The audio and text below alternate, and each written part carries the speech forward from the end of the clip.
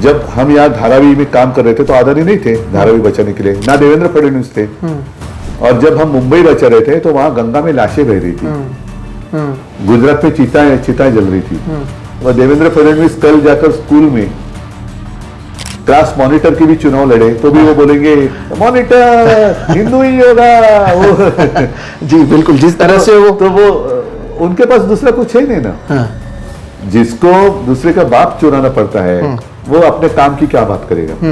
कहीं भी कभी भी आपत्ति आने न आए लेकिन आती है, वो चाहे भारी बारिश, एक्सीडेंट या आतंकवादी हमला, शिवसैनिक पहले दौड़ता है अपनी जान की परवाह किए बिना। शिवसेना की एम्बुलेंस पहले जाती है, खून देने के लिए शिवसैनिक पहले कतार में खड़ा रहता है, भाजपा वाला नहीं रहता है। ये तो बाद में अपनी स्त्री संभालते हुए, कपड़े संभालते हुए चैनल को इंटरव्यू देते हैं। मराठी लोगों के ऊपर गोलियां चलाने वाला मोरारजी देसाई, जिसको हम नर राक्षस कहते हैं, वो तो गुजरात में जन्मा हुआ एक हिंदू ही था। जनसंघ पहले कुछ दंगा फसाद होगा तो कपड़े बचाकर भागेंगे पहले, और सब कुछ होने के बाद टीवी के सामने आकर इंटरव्यू देंगे कि अगर आप आते हैं सत्ता में तो कोई मुस्लिम बन जाएगा। ये वाली राजनीति मुंबई में इससे पहले तो नहीं देखी गई। आपको भी इससे पहले कभी बोलना नहीं पड़ा कि नहीं हम मराठी को ही मेयर बनाएंगे, और बिना बोले आपने बनाया। इस बार क्यों ऐसा आपको लग रहा नहीं कि कंपल्शन आ चुका कि ये बुक आप शांति से सबको दिखाओ हर कौन सा भी पन्ना खोलो, वहां हमने किए हुए काम है। वैसी एक भी बुक पूरे देश में जहां भाजपा की महापालिका है वैसा एक बुक मुझे भाजपा दिखाए। गुनेगार है जो बदलापुर में हुआ जी, छोटी बच्ची के ऊपर अत्याचार करने वाले, उसको इन्होंने कॉर्पोरेटर बनाया जी। ये विकृत पार्टी है जी। अभी आज तक कभी ऐसे नहीं हुआ कि एक डेवलपर को इतनी सारी जमीन आपने एक प्रोजेक्ट के लिए दे दी, इतना सारा टीडीआर आपने उस प्रोजेक्ट के लिए उस बिल्डर को दे दिया। तो ये क्यों? अदानी से कोई हम शिकायत क्यों करें, लेकिन जिस तरीके से अदानी का कारोबार चल रहा है उसके खिलाफ हमें। क्या इससे लोगों में ये छवि तो नहीं जाएगी कि उद्धव ठाकरे अगर अदानी के खिलाफ बोल रहे हैं तो डेवलपमेंट के खिलाफ बोल रहे हैं? मेट्रो 2 का लोकार्पण मेरे आपके हाथों से हुआ था। सिर्फ मुझे क्या है, वो मोदी जी की जैसे फोटो खिंचवाने नहीं जाते मैं फोटोग्राफर हूँ, मैं मॉडल नहीं हूँ।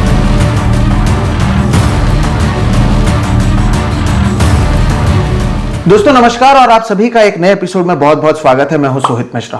पिछले कई दिनों से आपने देखा है कि हमने मुंबई और महाराष्ट्र पर लगातार रिपोर्टिंग की है, खास तौर पर मुंबई और मुंबई के बदलते कैरेक्टरिस्टिक्स पर।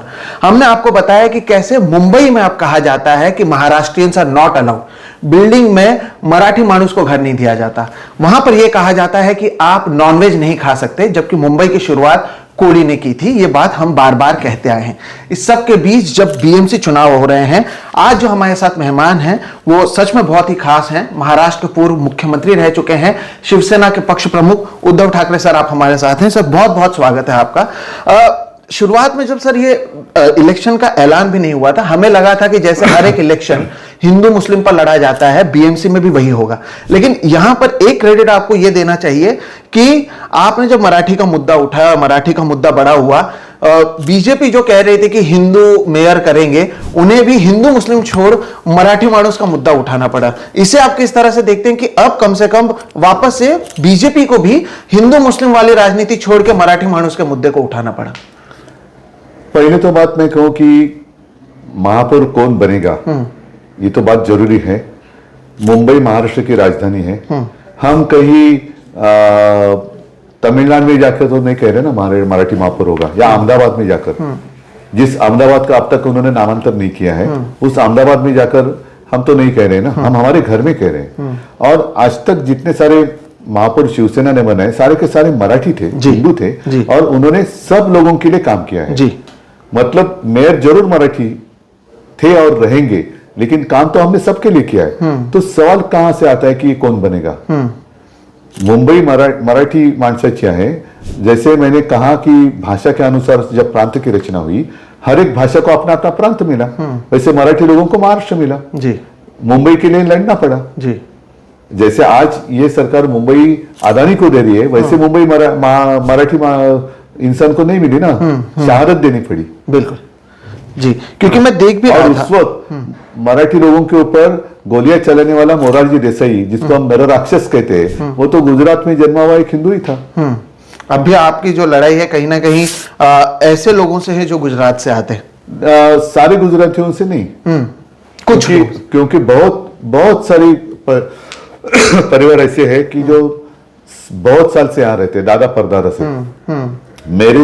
मेरे मुझसे भी अच्छी मराठी बात करते हैं, वो चाहे गुजराती हो, उत्तर भारतीय हो, बिहारी है, जैन है, मुस्लिम है।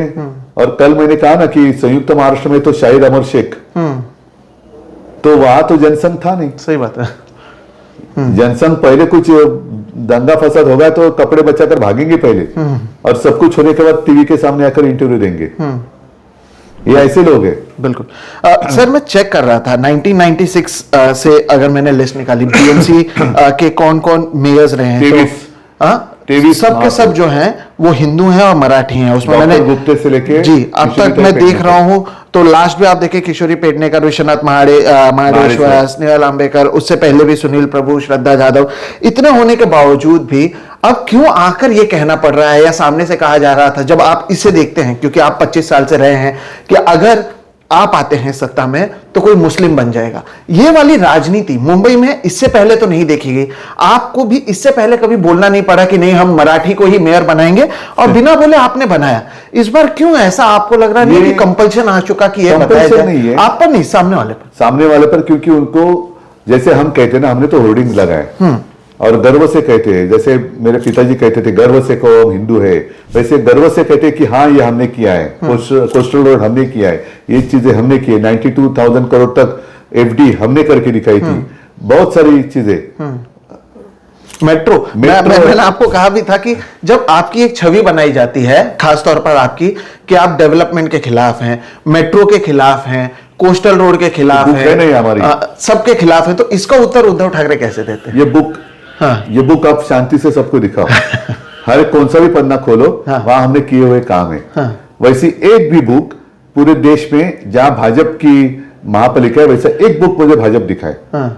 उनके पास दिखाने के लिए कुछ नहीं है, इसलिए अगर वो देवेंद्र फडणवीस कल जाकर स्कूल में क्लास मॉनिटर के भी चुनाव लड़े तो भी वो बोलेंगे मॉनिटर हिंदू ही होगा।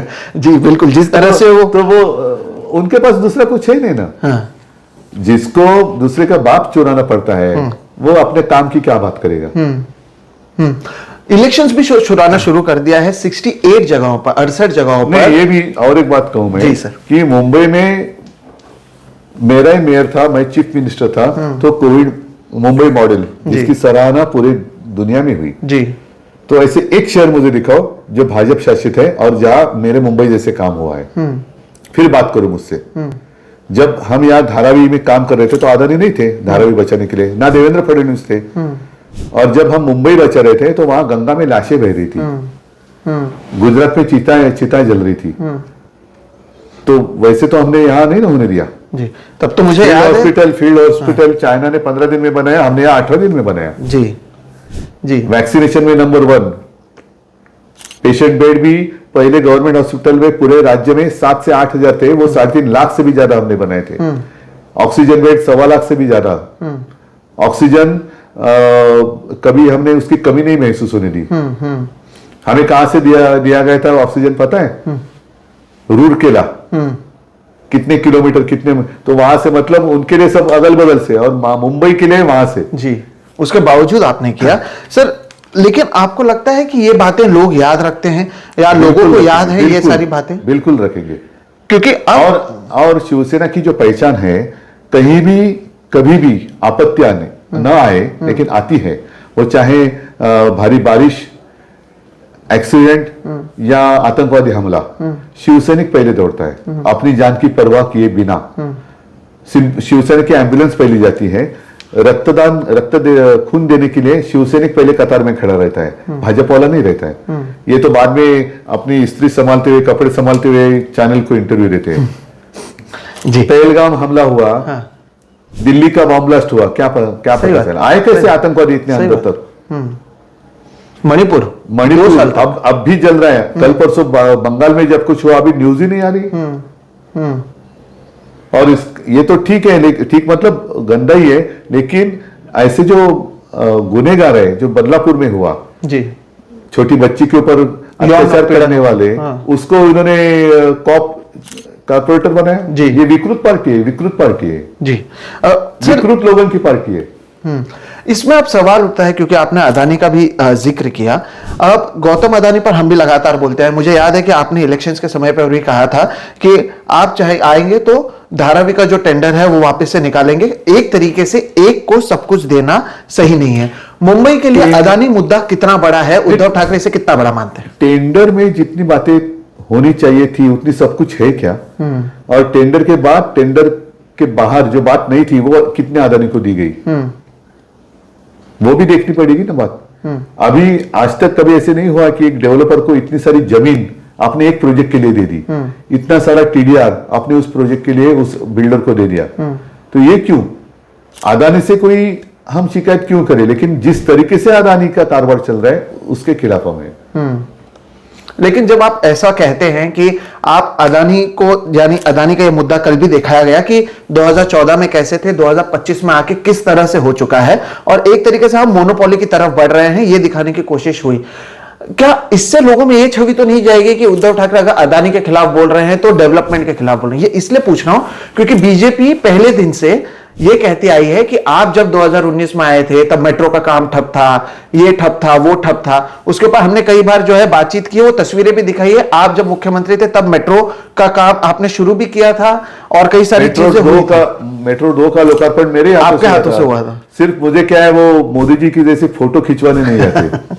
मैं फोटोग्राफर हूं, मैं मॉडल नहीं हूं, इसलिए मेरे फोटो कम आते हैं। लेकिन ये मार्केटिंग नहीं करना ये कमजोरी मानते हैं? मानते हैं, क्योंकि मैं एडवर्टाइजिंग वाला हूं। दूसरों की जाहिरात करना मेरा काम है, मेरी जाहिरात करना मुझे नहीं आता है। बिल्कुल। लेकिन अब और मैं करना भी नहीं चाहता हूं। इसमें मैंने थोड़ी मैं उपकार कर रहा हूं। अब बैठे क्यों? सही बात। ये तो देने के लिए, और ये जो काम कर रहे हो जनता के पैसा से कर रहे हैं, आपकी जेब में हाथ डालकर खर्चा नहीं कर रहे। लेकिन एक बात मैं कहूं आपको, कोविड का समय था, 2.5 साल मेरी सरकार चली, मेरी सरकार इन्होंने गिरा दी। उसके बाद तुरंत जो बाला साहब के नाम से समृद्धि महामार्ग गए, उसका अनावरण कैसे हुआ? शिवड़ी नावा सेवा लिंक रोड, जिसका नाम अटल जी का दिया है, वो कैसे किया? मेट्रो का कैसे किया? क्योंकि मैंने वो काम बंद नहीं होने दिए। कोस्टल रोड हमने बनाया पूरा, बिना टोल के वो हमने बनाया। लेकिन वो काम अगर बंद हो जाते तो इनको वो सौभाग्य प्राप्त नहीं होता। जी, मैं उम्मीद करता हूं कि लोगों को यह बात याद है। और उसी वक्त हमने बिना पूछताछ किए, जो मेरे, जिसको हम अन्नदाता कहते हैं, उनको, उनका कर्जा हमने उनको मुफ्त ये किया था, कर्ज मुक्त किया था। जी सर, क्योंकि आपने अदानी का मुद्दा उठाया, कल भी आपकी ओर से कहा गया, 2 सवाल हैं अदानी को लेकर। एक, बीएमसी में अगर आप वापस आते हैं तो ये जो पूरा अदानी को आधे से ज्यादा मुंबई देना, सॉल्ट पैन लैंड देना, धारावी में से लोगों को अलग अलग जगह पर जाना, उसके ऊपर आप क्या करेंगे? एक पहली बात ये एक सवाल है पहला मेरा। और दूसरा ये है कि क्या आप मानते हैं कि, क्योंकि आपने इसका जिक्र भी किया, शिवसेना को तोड़ा इसलिए गया कि मुंबई दूसरे को कहा ना मेरे भाषण में जी, जब तक शिवसेना है तब तक वो मुंबई को खा नहीं सकते, और इसलिए वो पीछे पड़े मेरे। लेकिन मेरे साथ लोग हैं, इसलिए मुझे कोई चिंता नहीं है। लेकिन एक बात जरूर, मुंबई की जमीन हम मुंबई के लोगों के लिए इस्तेमाल करेंगे, अदानी के लिए नहीं। मेरे आखिरी सर 2 सवाल हैं। एक तो वो मैं चाहता था आप कंप्लीट करें, बीएमसी में अगर आप आते हैं तो ये जो पूरा अदानी का मुद्दा है, इसके ऊपर आप लोग क्या करें? नहीं, जो अदानी के जेब में हम मुंबई नहीं जाने देंगे जी, रोकेंगे हम उसको। लोकसभा में आपके चेहरे पर हमने देखा कि महाविकास आघाड़ी ने महाराष्ट्र में शायद इतनी बड़ी जीत की जिसका असर नरेंद्र मोदी को दिल्ली में समझना पड़ा। 5 महीने बाद जब विधानसभा हुआ तब नतीजा अचानक से पूरी तरीके से उलट है। वोट चोरी की आप बात कर रहे हैं। अब जब बीएमसी में चुनाव आ रहे हैं या महानगर पालिकाओं के चुनाव हैं, कई जगहों पर तो ये बिन विरोध चुनाव जीत भी चुके हैं। वोट चोरी का मुद्दा इस चुनाव में आप कैसे संभालें? आज आपने देखा, मेरे पास इंस्टा पर वो एक जी, पैसा वाली का प्रभाग क्रमांक 29, तो वहां चुनाव रोकना चाहिए। इतने में पूरे कल्याण में पूछताछ होनी चाहिए कितने घरों में पैसा पहुंचा। और मैं तो कहता हूं कि पूरे कल्याण डोंबिवली का चुनाव कैंसिल करके, जैसे रिटेंडर करते हैं ना, वैसे उसकी प्रक्रिया फिर से करनी चाहिए, क्योंकि वहां काफी सारे बिन विरोध हुए, डरा धमका कर और पैसा लेकर। मुंबई में भी ये कोशिश हुई, राहुल नार्वेकर ने की। तो इसको तो रोक लगानी होगी। लेकिन इसके और बावजूद इसलिए क्योंकि हम आते जाते देखते हैं कि संविधान कहता है मतदान करो, जहां बिनविरोध चुनाव हो रहे कौन कहां करेगा जी, मतदान। ये लोकतंत्र के लिए सर घातक तो है ही, लेकिन इसमें आप ये भी देखते हैं, जैसे आपने कहा भी कि आपको ऐसे कई शब्द हैं जिसका इस्तेमाल करने से चुनाव आयोग ने रोका, जबकि हम देख रहे हैं कि लगातार हिंदू मुस्लिम ये सारी बातें दूसरी ओर से की जा रही है। क्या ऐसे कुछ शब्द थे जो कहा गया चुनाव आयोग की ओर से कि आपको इस्तेमाल नहीं किया जाना चाहिए? पिछले चुनाव में मेरे गीत में जो था ना, हिंदू हा तुझा धर्म, जय भवानी जय शिवाजी, अरे किसकी हिम्मत है जय भवानी जय शिवाजी को रोकने के लिए? जय भवानी जय शिवाजी हमारा मूल मंत्र है। हम यहाँ हर एक मराठी और हर एक महाराष्ट्रियन जय शिवाजी कहेगा ही कहेगा। जैसे आप जय श्री राम कहते हैं, हम जय जय रघुवीर समर्थ कहते हैं, लेकिन जय शिवाजी तो बोलना ही होगा। और इस बार तो ये कोरोना मॉडल जो बुक है उसके ऊपर उन्होंने पाबंदी लगाई थी, हमने नहीं मानी, हमने तो बांट दिया और बांटेंगे, क्योंकि चुनाव आयोग भी तो इंसान है ना, वो भी मतदाता है या नहीं है, उसको भी संविधान कहता है ना मत देना है, तो वो भी किसी का वोटर है ना जी।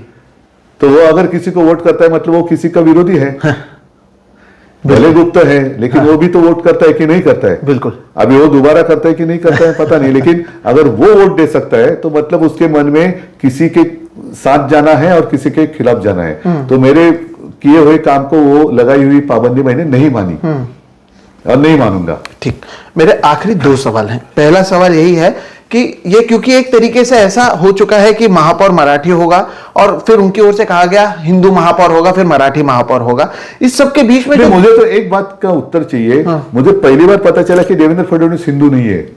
क्यों कह रहे हैं आप ऐसा? क्योंकि मैं जब कहता हूं कि मैं मराठी महापौर करूंगा तो मराठी और हिंदू को अलग कैसे कर सकते हैं? बाला साहब ठाकरे हिंदू हृदय सम्राट मराठी तो थे ना, एकमेव हिंदू हृदय सम्राट जिन्होंने मोदी को बचाया। सर लेकिन इसमें दूसरे शिवाजी महाराज मराठी थे ना, हिंदू थे ना जी, तो देवेंद्र फडणवीस हिंदू नहीं है। अरे बाप रे। लेकिन इसमें दूसरे धर्म के जो वोटर्स हैं, जो शायद आपके साथ सालों से जुड़े हैं, आपके पार्टी से जुड़े हैं, क्या उनकी भी बातें आप लोग कर रहे हैं? जब आप कहते हैं कि आप हिंदुत्व की बात करते हैं तो इसका अर्थ दूसरे समाज के या दूसरे धर्म के लोग किस तरह से लें? कौन? जैसे मुसलमान हो गए, अभी देखो हमारे यहाँ दोहरी नीति नहीं है। अभी 10 दिन 15 दिन पहले क्रिसमस मनाया गया जी। मोदी जी कहाँ गए थे? चर्च में गए। चर्च। हाँ। और उनके चेले चपाटे क्या कर रहे थे? तोड़ फोड़ कर रहे थे। ये ऐसा बकवास तो हम नहीं करते ना। हाँ, मोहन भागवत जाते मस्जिद, हाँ ये बांटते फिरते सौगाते मोदी, और हमें हिंदुत्व सिखाते, हमारे ऊपर आरोप लगाते।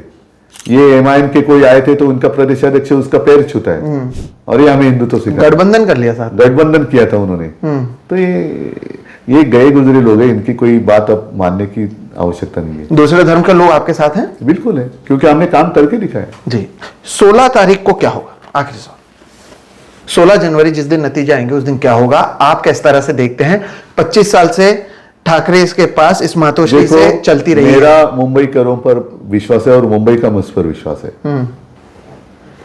बहुत बहुत शुक्रिया सर, आपने समय दिया और कीमती समय दिया, क्योंकि आप आखिरी दिन है उसमें भी आप जाना है थाना में निकलने। बहुत शुक्रिया कि उसके बावजूद आपने बातचीत की। Thank you so much. Thank you. जय माता। जय माता।